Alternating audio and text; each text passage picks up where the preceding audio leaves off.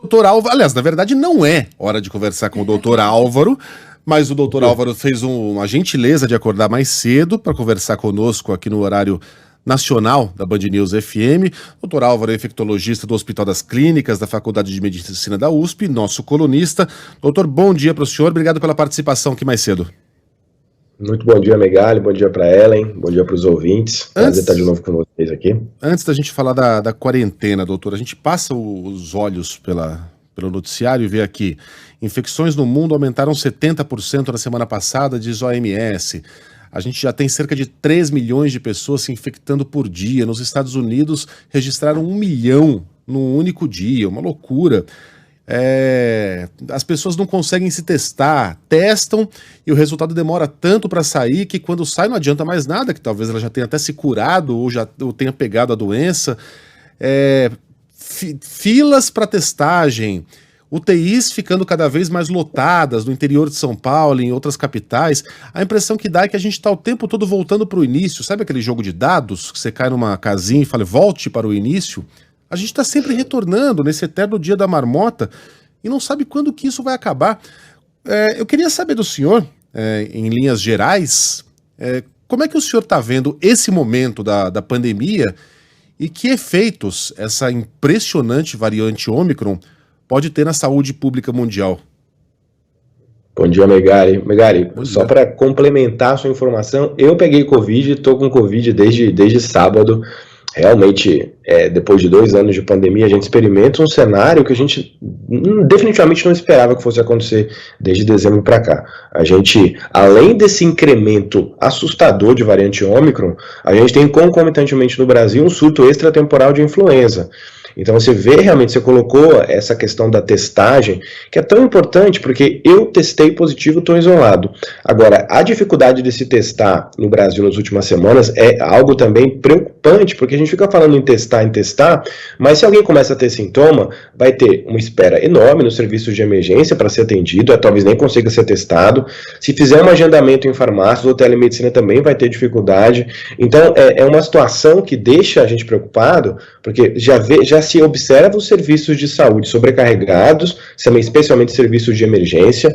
A nossa preocupação é realmente que isso comece a resvalar em taxa de internação, taxa de UTI para as próximas semanas, e é assustador a transmissão da Ômicron. Eu vejo isso até pela quantidade de colegas profissionais médicos que pegaram Covid nas últimas semanas e também pelo fluxo de pacientes que a gente vem atendendo, né? Então, é uma situação de condutas para a gente tentar frear isso muito difícil, porque se a gente não consegue testar, não consegue isolar, né? E essa transmissibilidade é algo assustador, realmente a gente espera que as próximas semanas sejam mais complicadas ainda com relação ao número de casos e até isso possa resvalar em internação em algum momento. Agora, eu tô vendo muita gente, eu não sabia, o senhor tá doente, e dá pra ver, agora que o senhor falou, a pele tá brilhando, dá pra ver que o senhor tá suando bastante, o olho tá pequenininho, né, Ellen? Aquela carinha de gripe, assim, que a gente fica um pouquinho mais inchadinha. Eu tô até com chazinho aqui, viu? Eu tô até com chazinho aqui, pra ver se melhora. Melhoras, viu? Pelo menos a gente faz companhia um pouquinho durante esse isolamento, que é muito, muito chato também. Doutor, agora eu tô vendo muita gente aí que não tá com medo dessa variante. Pelo contrário, muita gente dizendo que quer pegar, porque leu na internet que a Ômicron vai proteger você, inclusive contra a variante Delta, que mata mais. Se espalha menos, mas mata mais. E que, portanto, está achando uma ótima ideia se contaminar nesse momento. Esse pensamento faz algum sentido? Definitivamente não, Megali, porque vamos pensar, quanto mais casos eu tenho, a gente está vendo que a grande parte dos casos são casos leves mesmo com relação à variante Ômicron, mas à medida que eu tenho mais casos, eu tenho mais chance de ter uma forma grave de doença, é matemático isso, né? Não são todos os pacientes que evoluem para a forma leve da doença, e as pessoas têm que tomar muito cuidado, porque você não mora sozinho, você trabalha com outras pessoas, e existem populações vulneráveis que mesmo com 3 doses de vacina, com a dose de reforço, podem evoluir para a forma grave de doença. A gente está falando de pessoas lá que têm doenças de base, pessoas que têm o IMC muito alterado, estão acima do peso, ou porque tem pneumopatia. Essas pessoas, se você pega e transmite para elas podem ter evolução para forma grave. Então, mesmo você, não há garantia alguma que se você pegar a Ômicron, você vai evoluir para a forma leve da doença. A maioria dos casos tem evoluído por uma síndrome gripal rápida, de evolução mais com sintomas respiratórios, sem acometimento pulmonar, mas não é nenhuma garantia. Então, essa ideia de pegar a Ômicron, transmitir para outras pessoas, colaborar para não controlar a pandemia, e ainda, de repente, trazer a possibilidade de internar alguém mais grave, definitivamente não é uma ideia que a gente compartilha. As pessoas têm que ainda tomar a vacina, quem não tomou a terceira dose, a dose de reforço, né? Também continuar utilizando máscara, tomando cuidado. Eu atendi muitas pessoas agora no final do ano, que foram para festas, eventos, com muitas pessoas, e realmente não se cuidaram, e é uma avalanche de casos mesmo, às vezes transmissão para a família inteira, pessoas que viajaram, todos pegaram, então realmente a Ômicron, ela é muito, muito transmissível. Ô, doutor Álvaro, a gente vai aproveitar, inclusive, esse gancho do senhor para incluir mais uma pessoa aqui na nossa conversa, trazendo um prognóstico sobre esse grau de transmissibilidade da variante Ômicron. Deixa eu botar a vinheta dele aqui. Mundo afora, direto de Londres, Felipe Killing.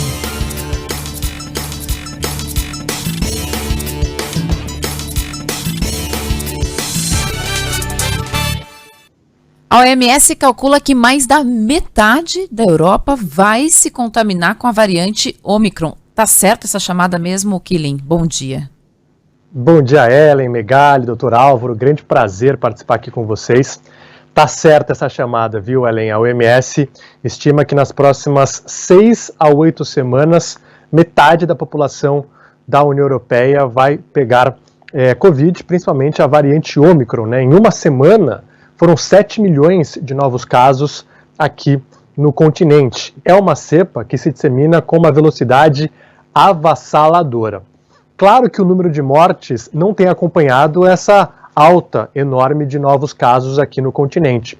Mas exatamente o ponto que o Dr. Álvaro explicou é o que acontece aqui. Quanto mais pessoas contaminadas, a chance de mais pessoas irem para hospitais é enorme. Inclusive, o governo aqui do Reino Unido mobilizou 200 homens do Exército para ajudar hospitais em Londres, porque além do aumento de novos casos, há também muitos profissionais de saúde da linha de frente que estão se contaminando e, portanto, não podem trabalhar.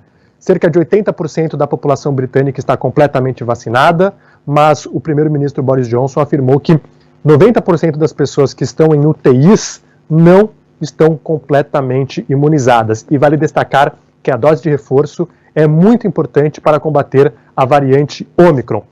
Além da vacinação, tem outro ponto que o governo britânico aposta muito para combater essa nova onda da pandemia, que são os autotestes. Eu estou com uma caixa aqui na minha mão, para quem está nos acompanhando nas redes sociais, mas quem está no carro eu vou descrever. É uma caixa que vem 7 testes dentro. Essa caixa é de graça, cada cidadão aqui tem direito a 2 caixas como essa por semana. Você pode pegar em qualquer farmácia ou pedir pela internet em casa. E aí aqui tem os testes, que vem um cotonete que você enfia no nariz, enfia na boca, e aí tem o líquido, e também tem aqui um manual explicando passo a passo como fazer. É super fácil, as crianças precisam fazer testes nas escolas, elas sabem fazer, enfim, é super fácil, aqui é de graça. A maioria dos países europeus também utiliza o autoteste. Muitos deles cobram mais um valor em conta, né, para a população, cerca de 5 euros o teste. Claro que o PCR ainda é fundamental em alguns casos, como viagens, mas esse autoteste acaba sendo uma ferramenta muito boa. Se você encontrou com alguém que testou positivo, e aí faz o teste para tirar a limpo se está contaminado ou não, ou se você vai receber amigos em casa, nas festas de final de ano, principalmente, né, Natal, você pode testar para saber se tem alguém contaminado aí, acaba sendo uma ferramenta muito, muito importante, e a gente sabe que no Brasil não usam esse autoteste, e por aqui é algo que apostam bastante. Pois é, doutor Álvaro, essa era justamente a minha dúvida aqui nessa conversa. A gente viu reportagens, a Ana Paula Rodrigues, nossa colega aqui do Grupo Bandeirantes, fez uma reportagem sobre o autoteste, que no Brasil existe uma questão técnica burocrática que não permite autoteste. Aí a Anvisa disse o seguinte: se o Ministério da Saúde emitisse um pedido específico, pode ser que a Anvisa avaliasse essa possibilidade, como já fez no caso do HIV. Autoteste, doutor Álvaro, pode ser um mecanismo para ajudar a gente nesse diagnóstico, já que tem muito ouvinte aqui em fila, esperando. Teve um ouvinte que contou para a gente que a mulher dele fez o exame dia 22 de dezembro. O resultado vai sair 12 de janeiro. Ou seja... Para quê, né? Para quê? Autoteste poderia ser um caminho, doutor Álvaro? Pois é, Ellen, eu mesmo, quando comecei a ter sintomas, tentei agendar, e a demora é de dias para fazer uma testagem, né? Então, quando você fala de um teste, a gente tem até experiência do HIV, né? A gente hoje sabe que essa autotestagem empodera as pessoas a fazer diagnóstico mais precoce. No caso da infecção pelo HIV, já é historicamente utilizado o autoteste, aliás, uma das plataformas mais importantes para diagnóstico de HIV hoje. E se a gente tiver uma orientação com relação à população de como fazer esse teste, a janela, interpretação, quando procurar, assim, toda a plataforma de testagem rápida, se ela é paralelamente aliada a uma informação de como fazer, de como orientar, ela pode sim empoderar as pessoas a não ter que enfrentar filas em pronto-socorro, tomada de decisões, claro que com supervisão mesmo, né, desses testes. Então, a incorporação de ferramentas rápidas para a tomada de decisões com relação a isolamentos e as pessoas até ficarem um pouco mais antenadas numa possibilidade mais razoável de saber se ela está transmitindo a doença, se for bem colocada, se for colocado a orientação para a população de como utilizar, de ver a questão de janela, é sim uma estratégia bem-vinda, tem que ser avaliado pela Anvisa mesmo. Aliás, a gente vive esse momento aí de expansão acelerada, de impossibilidade de testagem, então muitas pessoas começam a ter sintomas, às vezes não conseguem realmente se testar, não querem ir para pronto-socorro e acabam até indo trabalhar, né, porque não tem essa possibilidade, começam a melhorar, mas estão transmitindo doença, então o teste na mão ali em casa, ela faz, mesmo com poucos sintomas, ela testa positivo, ela fica em casa, ela recebe orientação, então sim, tem que ser avaliado essa possibilidade no momento dessa expansão acelerada de casos que a gente vive no Brasil e em todo o mundo, né? Killing, tem pergunta para o doutor Álvaro, meu velho? Eu tenho pergunta para o doutor Álvaro, sim. Eu queria saber se a gente pode confiar nos números que vêm do Brasil, né? Já que não tem teste, a gente vê número de contaminados aqui no Reino Unido, em outros países, a gente sabe que nenhum país consegue testar a população toda. E quando a gente vê os números do Brasil, dá para a gente confiar no que eles dizem? Definitivamente a gente teve esse apagão de dados e a gente está com uma defasagem absurda com relação à contabilização de casos.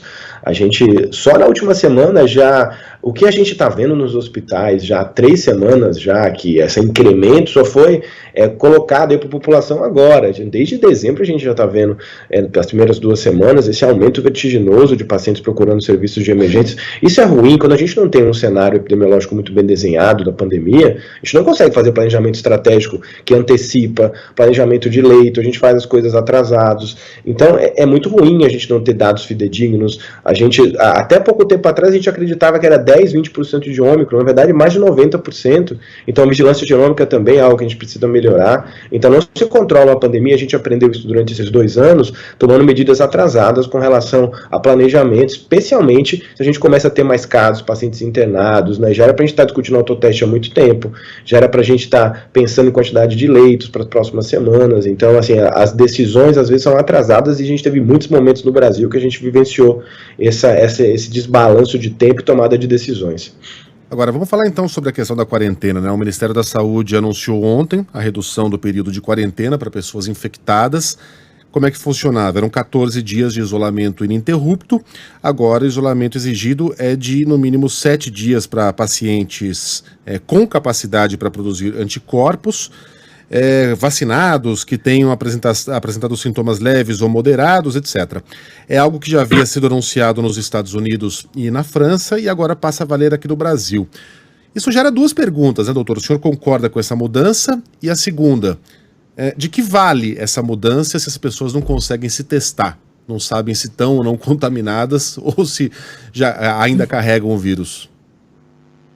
Exatamente, Megali. Você sabe que essa mudança do CDC ela foi encarada com muito descrédito nos Estados Unidos inicialmente. A gente teve no final do ano lá aquela questão de muita gente ficar doente, até a gente acompanhou isso, né, o cancelamento de voos, assim, não tinha staff de profissional para trabalhar. E muitos dos comentários que se teve com relação ao novo guia do CDC, que era uma medida muito mais política e econômica do que propriamente relacionada à questão cinética do vírus, transmissibilidade. Mas realmente nesse momento, se a gente tivesse plataforma de testagem disponível, a gente fica pensando lá nesse protocolo novo do Brasil, que você tem lá 7 dias, você tem a possibilidade de ser testado para voltar. A questão é, quando você faz esse teste, aonde, quanto tempo vai ficar pronto? Então, na verdade, às vezes a pessoa vai lá no 7º dia, ou mesmo no 5º dia, e só vai poder voltar quando o teste ficar positivo. Então, a gente tem um protocolo, né? Claro que, de acordo com os últimos estudos de transmissão, parece razoável mesmo essa questão dos 7 dias, mas depende de ter uma testagem, né, que funcione e que dê resultados rápidos, né? Então, como é que a gente consegue trabalhar com um protocolo, sendo que a gente não vai ter essa facilidade de testagem? Então, na prática, se a gente lê o guia do Ministério da Saúde, ele até coloca, né, na possibilidade de não testar, de não ter teste, você vai ter que prolongar o isolamento. Então, assim, foi feito para poder diminuir esse tempo, mas na prática a gente talvez não consiga diminuir tanto pela essa dificuldade de testagem que a gente tem. Tá? A importância da gente poder diversificar as opções de testagem, não vincular só a ida de teste a pronto-socorro, né, a laboratório, porque as pessoas não estão conseguindo se testar, então fica um protocolo que vão ver a execução na prática disso, vai ser um pouquinho complicado. Ô, Kylian, eu vou te liberar, mas antes eu só quero saber se eu ouvi direito. Você mostrou aí a caixa do autoteste. Você tem direito a 2 dessas por semana e cada caixa tem 7 testes, ou seja, cada britânico tem direito a 14 testes domiciliares por semana? Sim, Megali. 2 caixas dessa por semana com 14 testes. A testagem aqui é muito ampla, né? Esse teste antígeno. E é de graça, você pode pedir em casa pela internet, você pode pegar na farmácia, muita gente testa nas escolas também, enfim, antes de trabalhar. Eu estou com caixas aqui em casa e eu sempre tenho autoteste na mão. Quando eu vou receber pessoas ou quando eu vou para algum lugar, eu sempre costumo testar. Que coisa. Kylian, vou te liberar. Um abraço, meu velho, até amanhã. Valeu, grande abraço, até amanhã. Doutor, uma última, perdão, Ellen. Não, pode seguir, pode seguir. Uma última da minha parte, a gente vê aí essas notícias da Europa. Metade dos europeus infectados até daqui a 8 semanas. A doença varrendo o mundo como a gente nunca viu. Todo dia a gente descobre 2, 3, 4, 5 amigos que estão infectados. O senhor está em isolamento. E eu fico imaginando, até um ano atrás a gente não tinha vacina, né? Se uma doença... Se aparece uma nova variante, uma nova cepa que se espalha tão rápido quanto a Ômicron, mas que resiste às vacinas que a gente conhece até agora, é um cenário de pesadelo. A gente estaria falando de uma mortandade nível Segunda Guerra Mundial, ou coisa parecida, que garantia a gente tem que isso não vai acontecer no planeta no futuro próximo, doutor. Olha, a gente, ainda bem que a gente conseguiu fazer vacina em tempo rápido e que as vacinas funcionam, as vacinas são seguras. Você colocou, realmente o cenário seria uma catástrofe global se a gente não tivesse uma vacina que protegesse contra a gravidade. A gente não teria quantidade de pessoas para atender pacientes graves que fossem internados. Acho que a gente, de novo, destaca o papel aí da ciência, de toda, assim, a gente vai ter uma era, né, de vacinas, antes do Covid e depois do Covid. Todo o progresso que a gente teve de vacinologia, primeira vacina de RNA mensageiro que a gente teve na história da medicina. Então, essa incorporação dessas tecnologias realmente foram algo que, agora nesse momento, se a gente não tivesse vacina, a situação seria muito grave. E, propriamente, esse medo de variantes, esse medo que a gente tem de surgir uma nova combinação depois da Ômicron, a gente sabe que mesmo essas variantes, as vacinas, elas protegem contra a forma grave de doença. O que a gente está vendo é um escape de Ômicron para forma leve, forma moderada, mas se a gente olhar a taxa de internação no mundo, na Europa, até que no Brasil mesmo, a gente não está resvalando ainda numa quantidade de casos que a gente teve lá na primeira e na segunda onda. Então, de novo, para quem ainda depois de 2 anos não acredita na eficácia, na segurança das vacinas, está aí um exemplo muito claro de uma situação que a gente está vivendo, que poderia ser realmente uma situação de lockdown global se a gente tivesse aí não tivesse uma vacina que fosse segura e protegesse contra a gravidade nesse momento. Doutor Álvaro, eu queria rapidamente passar com você algumas perguntas de ouvintes que foram chegando aqui durante a nossa conversa.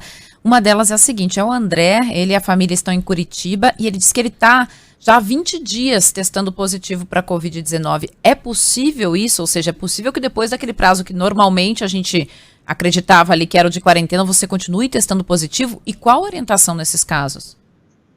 Olha, Ellen, algumas plataformas de testes moleculares, para explicar para o nosso ouvinte, principalmente o PCR, ele pode ficar positivo durante muito tempo. Tem até estudos que mostram até a positividade depois de 1 mês, 2 meses. mas isso não significa transmissão de doença, porque é um fragmento do vírus, é um vírus morto, então ele não tem potencial de transmissão. Então o que acontece? Nos guias, a maior parte dos guias brasileiros, internacionais ou americanos, não recomenda ficar fazendo PCR depois de um certo tempo, porque ele não vai significar transmissão de doença. Se ele está assintomático, se ele está bem, se ele está recuperado, ele pode depois de 10 dias voltar para as atividades de trabalho dele, e não é necessário ficar fazendo testagem depois desse período, especialmente o PCR, que é um método muito que detecta qualquer fragmento de vírus morto. Então, para ele ficar tranquilo, não ficar repetindo o teste mais, porque realmente essa positividade não significa transmissão, nem que ele está conseguindo ali passar a doença para alguma pessoa. Doutor Álvaro, outra pergunta aqui de ouvinte, tá? É em relação ao contato com pessoas que têm Covid. Por exemplo, o nosso ouvinte aqui disse que teve um contato com essa pessoa, mas não positivou. Ainda, mesmo com a Ômicron, que agora está se espalhando tão rapidamente, a orientação teve contato, se isola ou não, espera ter sintomas? Olha, essa pergunta é muito boa, Ellen, porque a primeira coisa quando você tem contato com alguém é avaliar como foi esse contato. Você dormiu junto, você teve um contato muito próximo. Quando, assim, às vezes as pessoas falam, eu só estava de máscara, encontrei a pessoa ali e tive um contato protegido. Isso não configura risco de transmissão de doença. Agora, se você ficou com a pessoa no mesmo lugar mais de 1 hora, sem máscara, uma festa, um lugar fechado, aí sim você tem que prestar atenção. Contato com caso confirmado, é interessante se testar sim, né? A gente sabe da dificuldade de testagem, de observar se evoluiu com algum sintoma, né? Até mesmo sem sintomas, dependendo da natureza do contato, se testar e fazer o isolamento até que se tiver algum sintoma, mas o importante é esse binômio que às vezes é difícil a gente fazer na prática, que é isolar e fazer a testagem. Doutor Álvaro, só uma curiosidade, o senhor contaminado aí com a Covid, com sintomas leves, está se virando só no chazinho? Eu tô no chazinho, Megali, na dipirona, tô aqui, às vezes eu tenho uma febre, tomo um banho para baixar a febre, mas assim, os sintomas são brandos, né, é chato, viu, é bem chatinho, porque dá dor no corpo, dá risco escorrendo, fica espirrando, eu fico tossindo, mas é um quadro leve, eu tomei as doses da vacina, acho que isso, agradeço todos os dias ter tido a possibilidade de tomar vacina, né, acho que todo mundo tem que ter esse pensamento, mas é um quadro brando, tem que respeitar o isolamento. Sabe qual é o problema, Megali? As pessoas acham que vão ficar bem, aí 2 dias estão melhores e querem voltar a trabalhar. Então, cuidado com essa história de você achar que você está bem, você pode transmitir doença para outras pessoas dentro do seu ambiente de trabalho, então tem que respeitar o isolamento, porque geralmente é um quadro brando, viu, Megali? As pessoas melhoram em 48, 72 horas e se recuperam quase que plenamente, felizmente, né? Graças a Deus, graças a Deus. Então daqui a pouquinho o senhor vai estar inteiro. Enquanto isso, vá atualizando aí o cartel de filmes e seriados, né? Fazer o quê? Infectologista do Hospital das Clínicas da Faculdade de Medicina da USP, colunista da Band News FM, doutor Álvaro Furtado. Um abraço e melhoras para o senhor. Obrigado, Megali. Um abração para todo mundo, se cuidem. Agora, 8 em ponto.